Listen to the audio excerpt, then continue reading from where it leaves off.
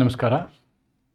ಇವತ್ತು BNSSನ ಇನ್ನೊಂದು ವಿಡಿಯೋದೊಂದಿಗೆ ನಿಮ್ಮ ಮುಂದೆ ಬರ್ತಾ ಇದ್ದೀನಿ. Today I am discussing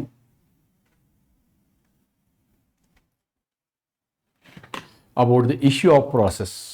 I am discussing on this issue of process. ಈ BNSSನ ಅನೇಕ ಸಂದರ್ಭಗಳನ್ನು ನಾನು ನಿಮ್ಮ ಜೊತೆ ಡಿಸ್ಕಸ್ ಮಾಡಿದ್ದೀನಿ. BNSS ಒಂದು ಅಪರಾಧ ನಡೆದಾಗ ವ್ಯಕ್ತಿಯನ್ನು ಆ ಒಂದು ವಿಚಾರಣೆಯ ಚೌಕಟ್ಟಿನಲ್ಲಿ ತರುವಂತಹ ಅನೇಕ ಹಂತಗಳಿದ್ದಾವೆ. There are various procedures. ಅವೆಲ್ಲವುಗಳನ್ನು ನಾವು ಒಂದೊಂದಾಗಿ ಹಂತ ಹಂತವಾಗಿ ನೋಡ್ತಾ ಇದ್ದೀವಿ. ನಾವು ಎಲ್ಲಿವರೆಗೆ ಬಂದಿದ್ದೀವಿ ಅಂತಂದರೆ, ಜಡ್ಜ್ ಇವತ್ತು ಒಂದು ಆಪಾದನೆಯ ಒಂದು ವರದಿಯ ಕಾಗ್ನಿಸನ್ಸನ್ನು ತೆಗೆದುಕೊಂಡು ನಂತರ ಏನಾಗುತ್ತೆ ಅಂತಕ್ಕಂಥ ಚರ್ಚೆಯನ್ನು ನಾನಿವತ್ತು ನಿಮ್ಮ ಮುಂದೆ ಮಾಡ್ತಾ ಇದ್ದೀನಿ. ಈ ನಿಜವಾದ ಈ ಪಾಠವನ್ನು ಪ್ರಾರಂಭ ಮಾಡುವುದಕ್ಕಿಂತ ಮೊದಲು ನಾವು ಒಮ್ಮೆ ಈ ಒಂದು ಹಂತಗಳನ್ನು ಒಂದ್ಸಲ ನೋಡಿಬಿಡೋಣ. ಜಸ್ಟ್ ಟು ರೀಕ್ಯಾಪ್ಚರ್ ಏನು ನಡೀತದೆ. ಒಂದು ಅಪರಾಧ ನಡೀತದೆ. ಅಪರಾಧ ಆದ ತಕ್ಷಣ ಅಲ್ಲಿ ಏನಾಗುತ್ತೆ ಅಂತಂದರೆ, ಅಪರಾಧದಲ್ಲಿ ಆದ ಕೂಡಲೇ ಯಾವುದೇ ವ್ಯಕ್ತಿ ಆಗಲಿ ಅಥವಾ ಪೊಲೀಸರಾಗಲಿ ಏನು ಮಾಡಬೇಕಾಗತ್ತೆ ಅಂತಂದರೆ, ಅದರ ಅಪರಾಧಕ್ಕೆ ಕಾರಣವಾದ ವ್ಯಕ್ತಿಗೆ ಶಿಕ್ಷೆಯನ್ನು ಕೊಡಿಸುವುದು ಈ ಒಂದು ಜವಾಬ್ದಾರಿ. ಅದನ್ನು ನಾವು ಎರಡು ರೀತಿ ಮಾಡ್ತೀವಿ. ಈ ನಡೆದಂತಹ ಅಪರಾಧದ ಮಾಹಿತಿಯನ್ನು ನೀವೇನು ಮಾಡ್ಬೋದು, ಪೊಲೀಸರಿಗೆ ಕೊಡ್ಬೋದು. ಆವಾಗ ಪೊಲೀಸರು ಫಸ್ಟ್ ಇನ್ಫಾರ್ಮೇಷನ್ ರಿಪೋರ್ಟ್ ಹಾಕ್ತಾರೆ. ಅಥವಾ ನೀವು ಈ ಮಾಹಿತಿಯನ್ನು ದೂರಿನ ರೂಪದಲ್ಲಿ ದೂರಾಗಿ ಕಂಪ್ಲೇಂಟ್ ಆಗಿ ನೀವೇನು ಮಾಡ್ಬೋದು, ಜುಡಿಷಿಯಲ್ ಮ್ಯಾಜಿಸ್ಟ್ರೇಟಿಗೆ ಕೊಡ್ಬೋದು. ಇದು ಒಂದು ಹಂತ. ಇದು ಆದ ಮೇಲೆ ಏನಾಗುತ್ತೆ ಅಂತಂದರೆ, FIRಗೆ ಸಂಬಂಧಪಟ್ಟಂತೆ ಪೊಲೀಸರು ಎರಡು ರೀತಿಯ ವರದಿಯನ್ನು ಸಲ್ಲಿಸ್ತಾರೆ.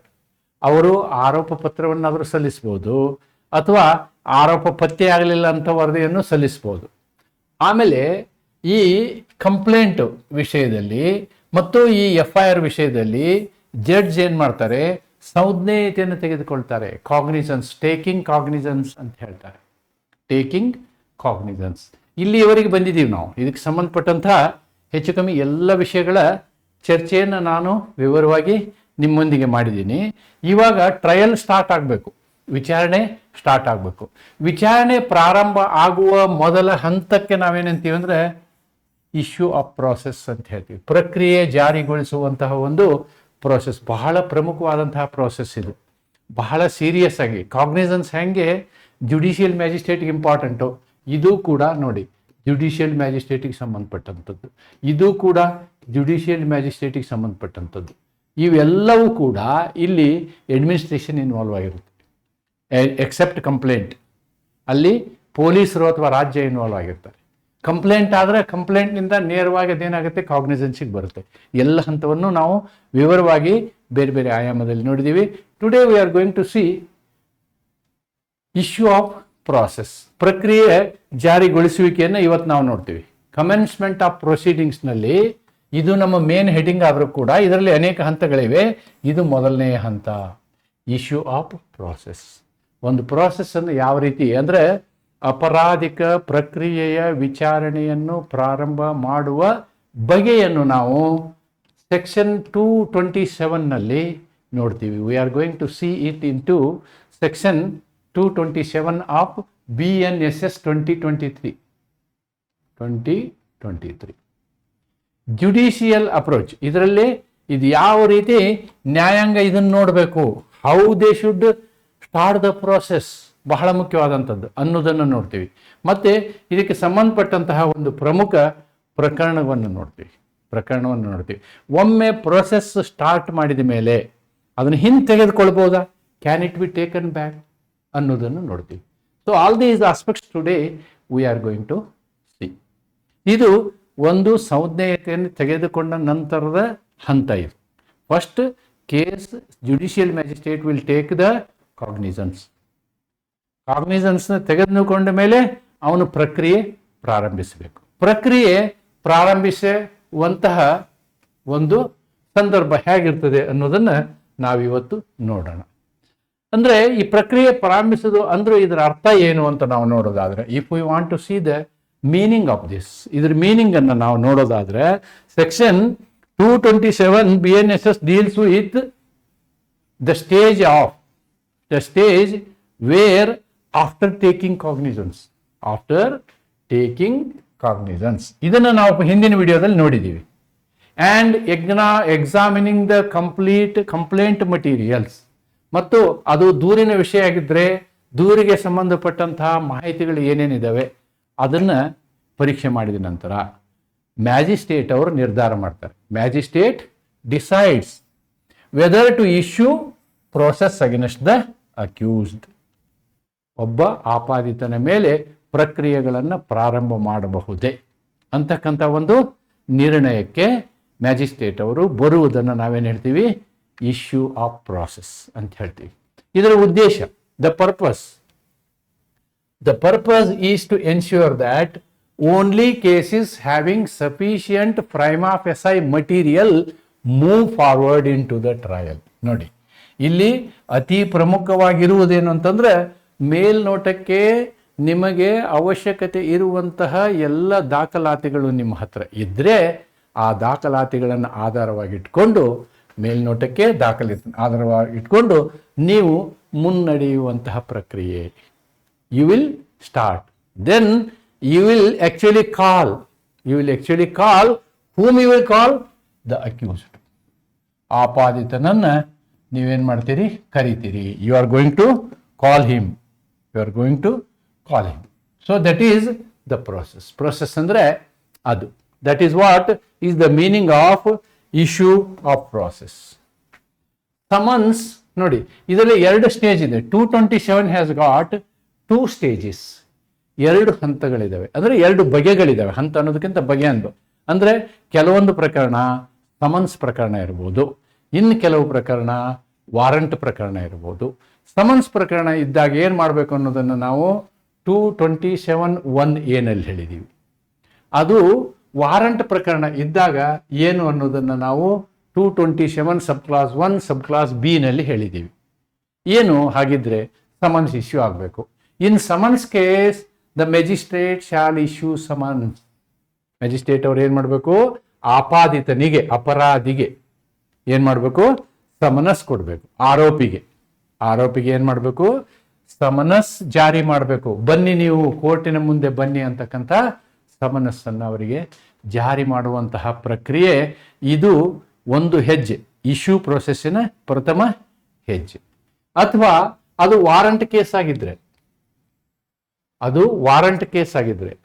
ಒಂದೊಮ್ಮೆ ಸಮನಸ್ನಲ್ಲೂ ವಾರಂಟ್ ಇಶ್ಯೂ ಮಾಡುವಂತಹದ್ದು ಅವಶ್ಯಕತೆ ಅಂತ ಹೇಳಿ ಜುಡಿಷಿಯಲ್ ಮ್ಯಾಜಿಸ್ಟ್ರೇಟ್ಗೆ ಅನಿಸಿದ್ರೆ ಸಮನಸ್ ಪ್ರಕರಣದಲ್ಲೂ ವಾರಂಟ್ ಇಶ್ಯೂ ಮಾಡ್ಬೋದು.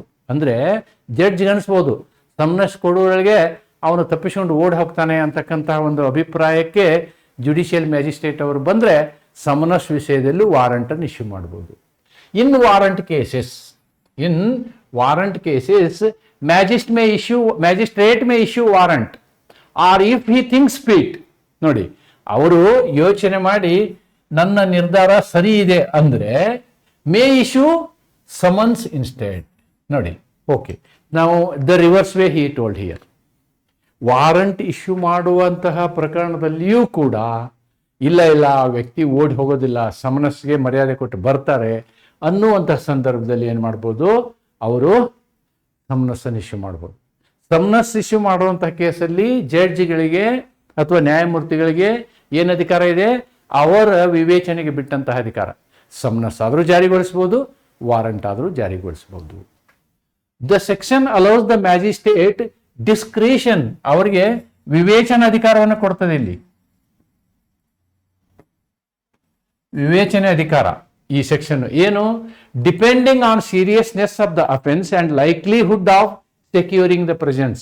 ಆ ವ್ಯಕ್ತಿ ಹಾಜರಾಗುವಂತಹ ಸಾಧ್ಯತೆಗಳ ಮೇಲೆ ಇದೆಲ್ಲ ಅವಲಂಬನ ಆಗಿದೆ. ಏನು ಅವಲಂಬನ ಆಗಿದೆ, ವಾರಂಟ್ ಕೇಸಲ್ಲೂ ಅವರು ಸಮನ್ಸ್ ಕೊಟ್ಟು ಕರೆಸ್ಕೋಬಹುದು. ಅವರಿಗೆ ಕಾನ್ಫಿಡೆನ್ಸ್ ಇದ್ದರೆ ಆ ವ್ಯಕ್ತಿಯನ್ನು ಸಮನ್ಸ್ ಮುಖಾಂತರವೂ ಕರೆಸ್ಕೋಬಹುದು. ಅಥವಾ ಸಮನ್ಸ್ ಕೇಸಲ್ಲಿ ವ್ಯಕ್ತಿ ತಪ್ಪಿಸಿಕೊಳ್ತಾನೆ ಅಂತ ಇದ್ದಂಥ ಸಂದರ್ಭದಲ್ಲಿ ಅವನಿಗೆ ವಾರಂಟು ಕೊಡ್ಬೋದು. Completely it is based on discretion of the judicial magistrate. ಆ ಒಂದು ನ್ಯಾಯಿಕ ಮ್ಯಾಜಿಸ್ಟ್ರೇಟ್ ಅವರ ವಿವೇಚನಾ ಅಧಿಕಾರಕ್ಕೆ ಬಿಟ್ಟಿರ್ತದೆ ಅನ್ನೋದನ್ನು ನಾವಿಲ್ಲಿ ಗಮನಿಸಬೇಕು. Yes, then we have seen 2, 3 yes. These summons can be nowadays. This is a new thing in BNSS. CRPC ನಲ್ಲಿ ಇದು ಇರಲಿಲ್ಲ. In CRPC this provision was not there. ಏನಿದು? For section 227 there is a provision. 227 1A 1B ಆದಮೇಲೆ ಕೆಳಗಡೆ ಒಂದು provision ಕೊಟ್ಟಿದ್ದಾರೆ. ಏನು provision? ಬೇಕು ಅಂದರೆ ಮ್ಯಾಜಿಸ್ಟ್ರೇಟ್ ಅವರು ಈ ಪ್ರಕ್ರಿಯೆಯನ್ನು ಏನು ಮಾಡ್ಬೋದು? ಅವರು ಇಲೆಕ್ಟ್ರಾನಿಕ್ ಮೀನ್ಸ್ ಮುಖಾಂತರ ಮಾಡ್ಬೋದು. The provision allows issuance of warrant or summons through electronic communication. That may be a summons or a warrant. Now let me make one clarification between summons and warrant. Normally summons is issued to the accused. ಇಲ್ಲಿ accuse ಗೆ ಒಂದು notice ಕೊಡುವುದನ್ನ ನಾವೇನಂತೀವಿ? Summons ಅಂತ ಹೇಳ್ತೀವಿ. Accuse ಕೊಡುವಂತಹ ಒಂದು notice ಅನ್ನ ನಾವು summons ಅಂತ ಹೇಳ್ತೀವಿ. ಆದ್ರೆ ವಾರಂಟ್ ಅಂದ್ರೆ ಇದನ್ನ ಅಕ್ಯೂಸ್ ಕೊಡಲ್ಲ. This will be issued to the police and the direction is bring the accused. ಅಕ್ಯೂಸ್ನ ಬಾಡಿಲಿ ಹಿಡ್ಕೊಂಡು ಬನ್ನಿ. ಅಕ್ಯೂಸ್ನ ನೀವೇನ್ ಮಾಡಿ? ಬಾಡಿಲಿ ಎತ್ತಕೊಂಡ್ ಬನ್ನಿ ಅಂತ, ಅವನ್ನ ಕರ್ಕೊಂಡು ಬನ್ನಿ ಅಂತ, ಬರಲಿಲ್ಲ ಅಂದ್ರೆ ಎಳ್ಕೊಂಡು ಬನ್ನಿ ಅಂತ. So that is warrant. Okay, so this is 227 provision. 227(1) ಪ್ರಾವಧಾನ. ಸೊ ನಾವೇನ್ ನೋಡಿದ್ವಿ ಇಷ್ಟ ತನಕ? We have seen these summons case, warrant case. Summons ಕೇಸಲ್ಲಿ ಸಮನ್ಸ್ ಇಶ್ಯೂ ಮಾಡ್ಬೋದು, ಅಥವಾ ಡೌಟ್ ಇದ್ರೆ ವಾರಂಟ್ ಇಶ್ಯೂ ಮಾಡ್ಬೋದು. ವಾರಂಟ್ ಕೇಸಲ್ಲಿ ಜಡ್ಜಿಗೆ ಕಾನ್ಫಿಡೆನ್ಸ್ ಇದ್ರೆ ಸಮನ್ಸು ಇಶ್ಯೂ ಮಾಡ್ಬೋದು. ಆದರೆ ಸಮನ್ಸ್ ಇಶ್ಯೂ ಮಾಡಲಿ, ವಾರಂಟ್ ಆದ್ರೂ ಇಶ್ಯೂ ಮಾಡಲಿ, ಸಮನ್ಸ್ ಇಶ್ಯೂ ಮಾಡಿದಾಗ ಅವನು ತಾನೇ, ಯಾರು ಆರೋಪಿ ತಾನೇ ಬಂದು ಹಾಜರಾಗಬೇಕು. ಅವನಿಗೆ ನೇರವಾಗಿ ನೋಟಿಸ್ ಹೋಗುತ್ತೆ. ವಾರಂಟ್ ಅವನಿಗೆ ಹೋಗೋದಿಲ್ಲ. ಅದು ಏನಾಗುತ್ತೆ ಅಂತಂದ್ರೆ ಅದು ಪೊಲೀಸ್ ಅವ್ರಿಗೆ ಹೋಗುತ್ತೆ. ಪೊಲೀಸ್ ಅವರು ಅವನು ಹೋಗಿ ಎಳ್ಕೊಂಡು ಬರ್ತಾರೆ. That is what is warrant. ಇವೆರಡನ್ನು ನಾವು ಥ್ರೂ ಇಮೇಲ್ ಕೂಡ ಕಳಿಸ್ಬೋದು. ಇಮೇಲ್ ಕೂಡ ಅಂದ್ರೆ ಇಮೇಲ್ನ ಸಮನ್ಸ್ನ ಇಮೇಲ್ ಮುಖಾಂತರ ಅಕ್ಯೂಸ್ಡ್ ಕಳಿಸ್ತಾರೆ, ವಾರಂಟ್ನ ಇಮೇಲ್ ಮುಖಾಂತರ ಪೊಲೀಸ್ ಸ್ಟೇಷನ್ಗೆ ಕಳಿಸ್ತಾರೆ. That's it.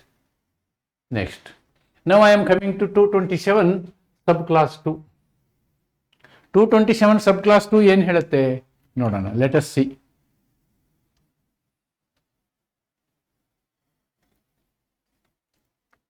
ಯಾವುದೇ ಒಬ್ಬ ವ್ಯಕ್ತಿಗೆ ವಾರಂಟು ಅಥವಾ ಸಮನಸ್ಸು ಕೊಡಬೇಕಾದ್ರೆ ಅದ್ರ ಜೊತೆಗೆ ಏನೇನು ಕೊಡಬೇಕು ಅನ್ನೋದನ್ನ ನಮಗೆ 227 ಸಬ್ ಕ್ಲಾಸ್ 2 ಹೇಳುತ್ತೆ.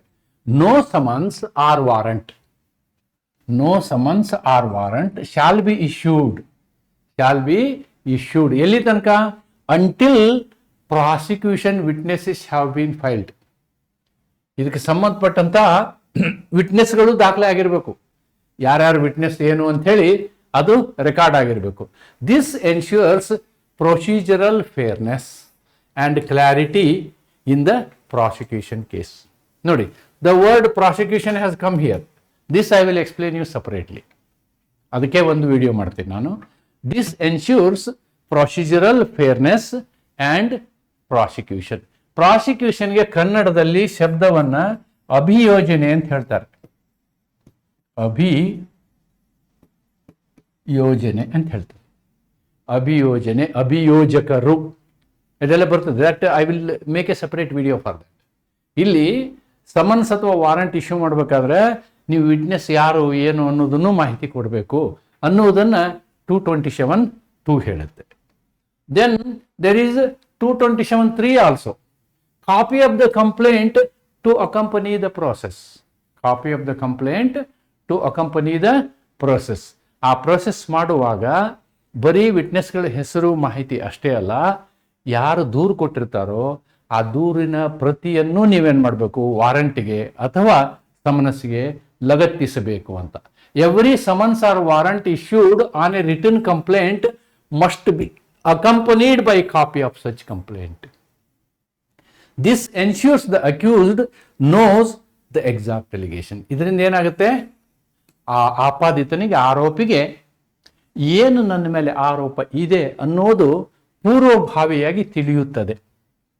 ನಾವು ಇದರಲ್ಲಿ ಏನು ಹೇಳ್ತೀವಿ, ಅಡ್ಮಿನಿಸ್ಟ್ರೇಟಿವ್ ಲಾನಲ್ಲಿ ಒಂದು ಕಾನ್ಸೆಪ್ಟ್ ಬರುತ್ತೆ. ಆ concept principle of natural justice ಅಂತ ಹೇಳ್ತೀವಿ. ಈ ಪ್ರಿನ್ಸಿಪಲ್ ಆಫ್ ನ್ಯಾಚುರಲ್ ಜಸ್ಟಿಸ್ ಅಲ್ಲಿ ಫಸ್ಟ್ ಬರುವಂತಹ ಒಂದು ಪ್ರಿನ್ಸಿಪಲ್ಲು ಆಡಿ ಆಲ್ಟರೆಮ್ ಪಾರ್ಟೆಮ್ ಅಂತ. ಆಡಿ ಆಲ್ಟರೆಮ್ ಪಾರ್ಟೆಮ್ ಅಥವಾ ಈ ಪ್ರಿನ್ಸಿಪಲ್ಲು 3 ತತ್ವಗಳನ್ನು ಅಡಗಿಸಿದೆ. ಒಂದು ನೋ ಬಯಾಸ್, 2 ಆಡಿ ಆಲ್ಟರೆಮ್ ಪಾರ್ಟೆಮ್, 3 ರೀಸನ್ಡ್ ಡಿಸಿಷನ್ ಅಂತಕ್ಕಂಥದ್ದು. ಅವೆಲ್ಲ, ಈ ಎಲ್ಲ ತತ್ವಗಳನ್ನು ನಾವು ಇಲ್ಲಿ ಅಳವಡಿಸ್ತೀವಿ.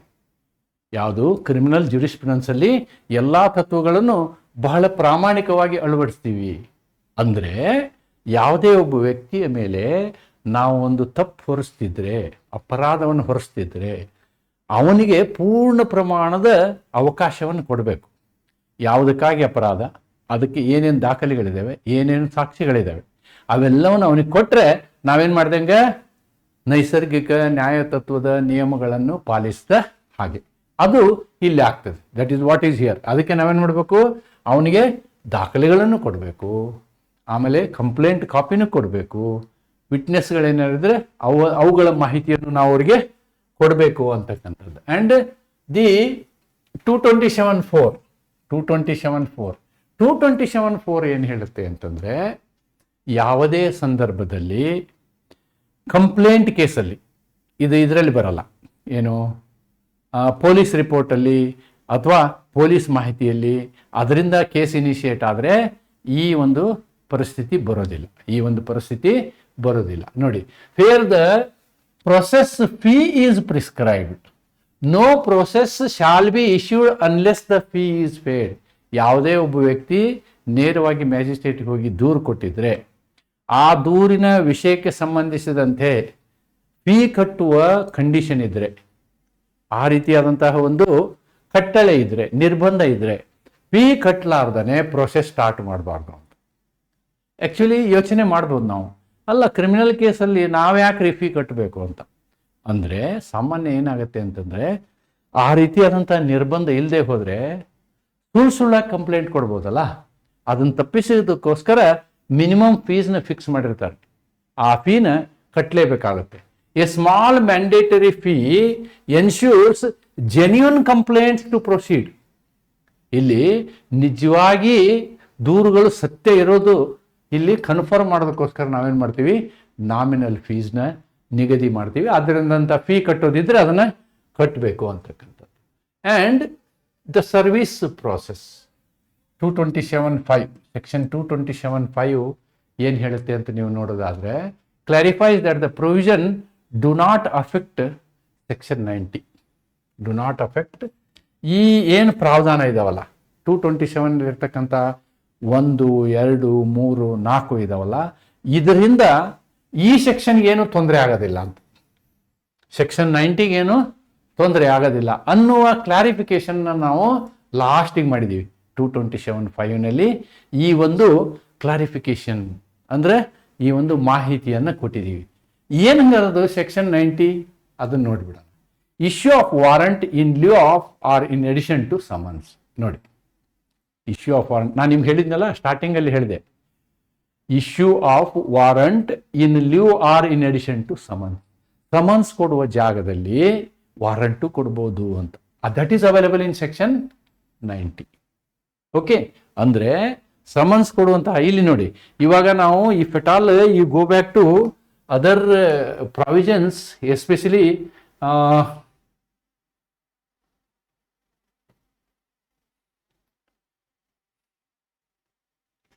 ಈ ಪ್ರಾವಧಾನವನ್ನು ನೋಡಿ.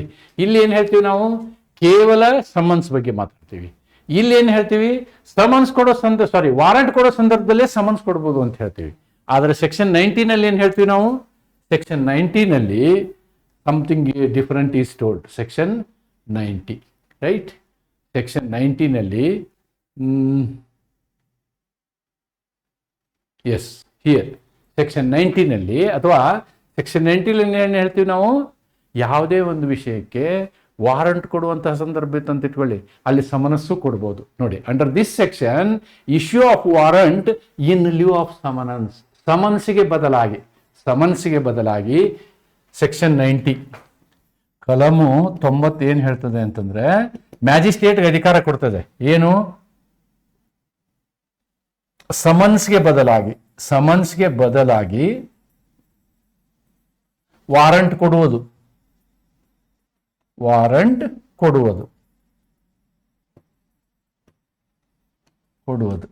ಇಲ್ಲಿ ನಾವೇನ್ ಹೇಳ್ತೀವಿ ಅಂತಂದ್ರೆ, ನೋಡಿ, ಈ 227 ಕಲಂಗಳಿದಾವಲ್ವಾ, 227 1 2 3 4 ಇದಾವಲ್ಲ, ಇವುಗಳ ಪ್ರಾವಧಾನ ಇದನ್ನ ಕ್ಯಾನ್ಸಲ್ ಮಾಡಲ್ಲ ಅಂತ.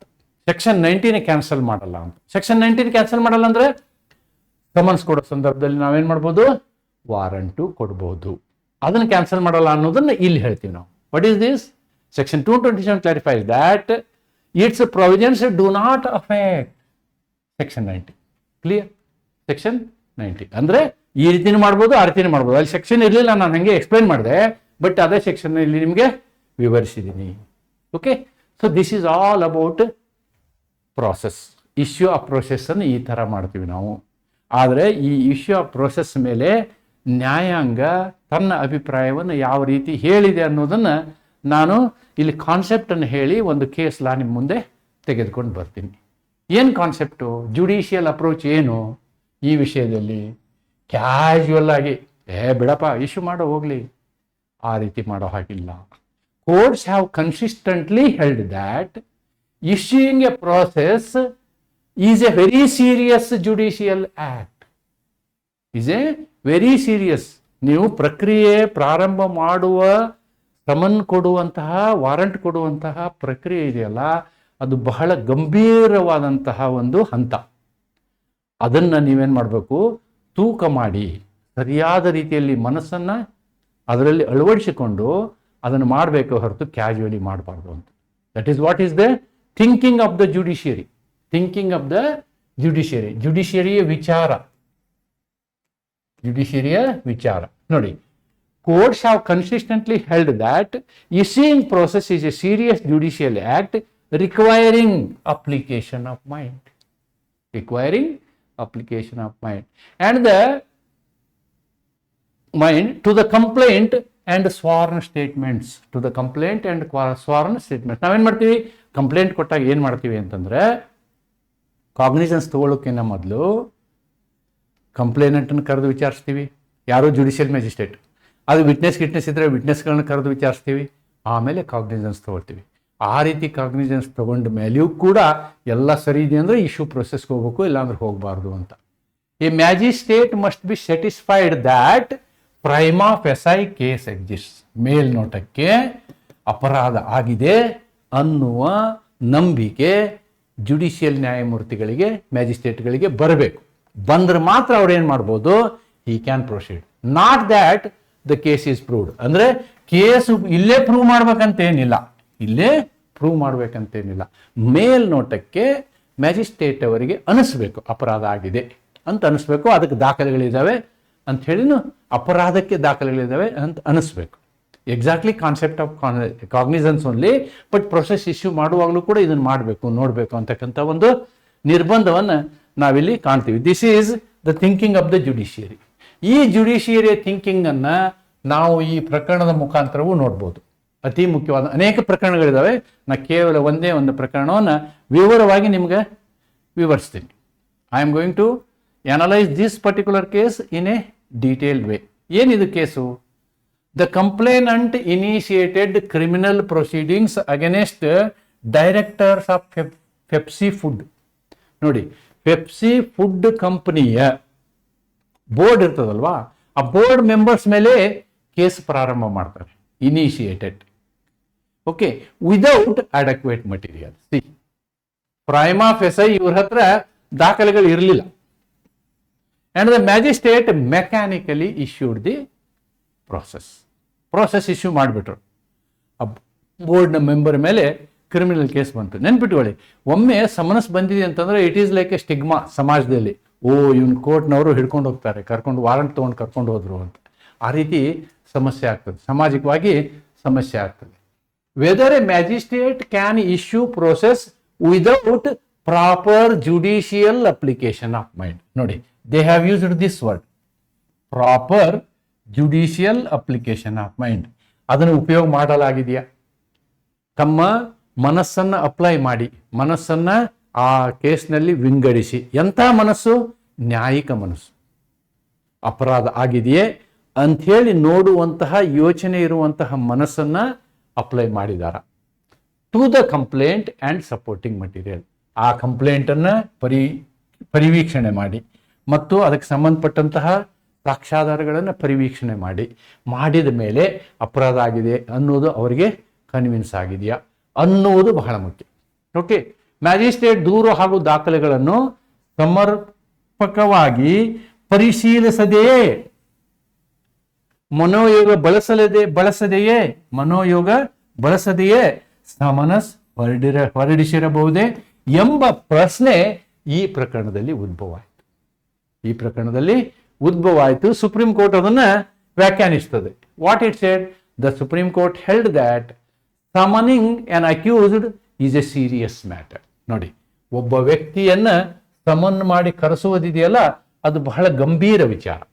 ಆದ್ದರಿಂದ magistrate must carefully examine. Magistrate ಅವರು ಏನು ಮಾಡಬೇಕು? ತುಂಬ ಕೂಲಂಕುಷವಾಗಿ ಪರೀಕ್ಷೆ ಮಾಡಬೇಕು. The nature of allegations and supporting material before issuing process. ಒಂದು, ಏನು ಆಪಾದನೆಗಳಾಗಿದೆ ಅದಕ್ಕೆ ಸಂಬಂಧಪಟ್ಟಂತಹ ದಾಖಲೆಗಳು ನಿಮ್ಮ ಮುಂದೆ ಇರ್ತಾವಲ್ಲ, ಅವು ಮೇಲ್ನೋಟಕ್ಕೆ ಅಪರಾಧ ಆಗಿದೆ ಅನ್ನೋದನ್ನು ಸಾಬೀತುಪಡಿಸ್ತವೆ ಅಥವಾ ಹೇಳ್ತವೆ ಅನ್ನೋದನ್ನು ನೋಡಬೇಕು. That is what the court has told. The court quashed the summons. ನೋಡಿ, ಆ ಬೋರ್ಡ್ ಮೆಂಬರ್ಸ್ ಮೇಲೆ ಇದ್ದಂತಹ ಏನು ಸಮನ್ಸ್ ಇಶ್ಯೂ ಮಾಡಿದ್ರಲ್ಲ ಇವರು, ಅದನ್ನ ಕ್ವಾಶ್ ಮಾಡುತ್ತೆ. ಏನು ರೀಸನ್ಕ್ಕೆ? For lack of proper judicial satisfaction. ನೋಡಿ, ಸಮನ್ಸ್ ಹೊರಡಿಸುವಾಗ ನ್ಯಾಯಾಂಗ ತೃಪ್ತಿ ಕಾಣದಿರುವುದರಿಂದ ಕೋರ್ಟ್ ಸಮನ್ಸನ್ನು ರದ್ದುಪಡಿಸಿತು. ಅಲ್ಲಿರ್ತಕ್ಕಂತಹ ಮಟೀರಿಯಲ್ ಇದಾವಲ್ಲ, ಆ ಮಟೀರಿಯಲ್ನಲ್ಲಿ ಸರಿಯಾದ ಸಾಕ್ಷ್ಯಾಧಾರಗಳು ಇರಲಿಲ್ಲ. ದಾಖಲೆಗಳು ಸರಿಯಾಗಿ ಇರಲಿಲ್ಲ.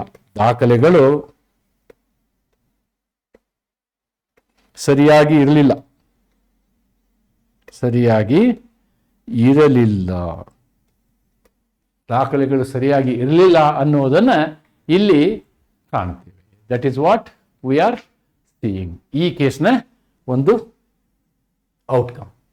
So legal principle. Now with this, what legal principles that we can come to? Issuing process is not a mechanical act. It requires judicial application of mind. ನೋಡಿ, ಇದು important. Judicial application of mind. Judicial application of mind is very very important. Magistrate must ensure prima facie case exist. ಮೇಲ್ನೋಟಕ್ಕೆ ಅಪರಾಧ ಆಗಿದೆ, ದಾಖಲೆ ಇದೆ ಅಂತ ಅನಿಸ್ಬೇಕು. Criminal law should not be used to harass individuals. ನೋಡಿ, ಯಾವಾಗಲೂ ಅಪರಾಧಿಕ ಕಾನೂನನ್ನು ಯಾವುದೇ ಒಬ್ಬ ವ್ಯಕ್ತಿಯ ಮೇಲೆ ನಾವು ಕಿರುಕುಳ ಮಾಡಲಿಕ್ಕೆ ಉಪಯೋಗ ಮಾಡೋಕ್ಕಾಗೋದಿಲ್ಲ. ಯಾವುದೇ ಒಬ್ಬ ವ್ಯಕ್ತಿಯ ಮೇಲೆ ಕಿರುಕುಳ ಮಾಡಲಿಕ್ಕೆ ನಾವು ಅಪರಾಧಿಕ ಕಾನೂನುಗಳನ್ನು ಉಪಯೋಗ ಮಾಡಕೂಡ್ದು ಅಂತಕ್ಕಂಥದ್ದನ್ನು ಈ ಪ್ರಕರಣದಲ್ಲಿ ಹೇಳ್ತಾರೆ. Okay, so then the last point I am discussing is again based on certain case law. Again based on 2 case laws. ಒಮ್ಮೆ ಪ್ರೊಸೆಸ್ಸನ್ನು ಪ್ರಾರಂಭ ಮಾಡಿದ ಮೇಲೆ, ಅಂದರೆ ಸಮನ್ಸನ್ನು ವಾರಂಟನ್ನು ಇಶ್ಯೂ ಮಾಡಿದ ಮೇಲೆ, ಆಮೇಲೆ ಜಡ್ಜಿಗೆ ಗೊತ್ತಾಗುತ್ತೆ, ನಾ ಮಾಡಬಾರ್ದಿತ್ತು ಅಂತ. Can you withdraw? The answer is no. ಒಮ್ಮೆ ಪ್ರೊಸೆಸ್ ಇದು ಒನ್ ವೇ ಟ್ರಾಫಿಕ್, ಇದು ವಿಡ್ರಾ ಮಾಡ್ಲಿಕ್ಕೆ ಬರೋದಿಲ್ಲ ಅವರಿಗೆ. He cannot withdraw. ಅದನ್ನು ಈ ಪ್ರಕರಣದಲ್ಲಿ ಹೇಳ್ತಾರೆ. ಅದಾಲತ್ ಪ್ರಸಾದ್ ವರ್ಸಸ್ ರೂಪ್ಲಾಲ್ ಜಿಂದಾಲ್ ಪ್ರಕರಣದಲ್ಲಿ ಏನು ಹೇಳ್ತಾರೆ ಅಂತಂದ್ರೆ, no recall of issue of process. ಒಮ್ಮೆ ಪ್ರೊಸೆಸ್ನ ಇಶ್ಯೂ ಮಾಡಿದ ಮೇಲೆ, ನ್ಯಾಯಿಕ ಪ್ರಕ್ರಿಯೆಗಳನ್ನು ಪ್ರಾರಂಭಿಸಿದ ಮೇಲೆ ಅದನ್ನು ಹಿಂದೆ ಪಡೆಯುವ ಅಧಿಕಾರ ಜುಡಿಷಿಯಲ್ ಮ್ಯಾಜಿಸ್ಟ್ರೇಟ್ ಅವರಿಗೆ ಇಲ್ಲ, ಹಿ ಕ್ಯಾನಾಟ್, ಸಾಧ್ಯನೇ ಇಲ್ಲ. ಅವ್ರು ಮುಂದುವರಿಬೇಕು ಹೊರತು it is one way traffic, he cannot take it back, reverse gear ಇಲ್ಲ, ರಿಟರ್ನ್ ಇಲ್ಲ. ಇದರಲ್ಲಿ ಇದೇ ಪ್ರಕರಣವನ್ನು ಇದು ಒಂದು ವಿಷಯದಲ್ಲಿ ಇದು ಚರ್ಚೆಗೆ ಬರ್ತದೆ. ಏನು ಚರ್ಚೆಗೆ ಬರ್ತದೆ? Subramaniam Sethuram versus state of Maharashtra ಪ್ರಕರಣದಲ್ಲಿ no recall process after issuance. Magistrate has no review power. Magistrate cannot review his own order of issue of process. Issue of process ಮೇಲೆ ರಿವ್ಯೂ ಅಧಿಕಾರ ಇಲ್ಲ, ರಿವ್ಯೂ ಅಧಿಕಾರ ಇಲ್ಲ. ಮ್ಯಾಜಿಸ್ಟ್ರೇಟ್ ಅದನ್ನು ಹಿಂಪಡೆಯೋಕ್ಕೆ ಆಗೋದಿಲ್ಲ. ಓಕೆ, ಆದರೆ ಒಂದೇ ಒಂದು ರೆಮಿಡಿ ಇಲ್ಲಿ ಏನಿದೆ ಅಂತಂದ್ರೆ, it is not told by the court, but ಯಾರಿಗೆ ಪ್ರೊಸೆಸ್ ಇಶ್ಯೂ ಆಗಿರುತ್ತೋ ಅವರು ಮೇಲ್ಮನವಿಯನ್ನು ಸಲ್ಲಿಸಬಹುದು. He can appeal. He can appeal in the High Court. That too under Article 32, 226. ಏನು, or he can open this section 528. ಏನು section 528 ಏನು ಹೇಳುತ್ತೆ? The remedy available to the accused is to seek quashing of the process under BNSS 528 by filing a petition in the High Court. ಕೇವಲ ಹೈಕೋರ್ಟ್ಗೆ ಮಾತ್ರ ಅಧಿಕಾರ ಇದೆ ಈ ಪ್ರೊಸೆಸ್ಸನ್ನು ನಿಲ್ಲಿಸಿ, ಇದನ್ನು ಪ್ರಾರಂಭ ಮಾಡಬೇಡಿ ಅಂತಕ್ಕಂಥದ್ದನ್ನು. ಈ ವಿಷಯಗಳು ನಿಕಟ ಪೂರ್ವದಲ್ಲಿ ಮುಡಾ ಪ್ರಕರಣದಲ್ಲಿ ಚರ್ಚೆ ಆಗಿರೋದನ್ನು ನೀವು ಕಾಣ್ಬೋದು.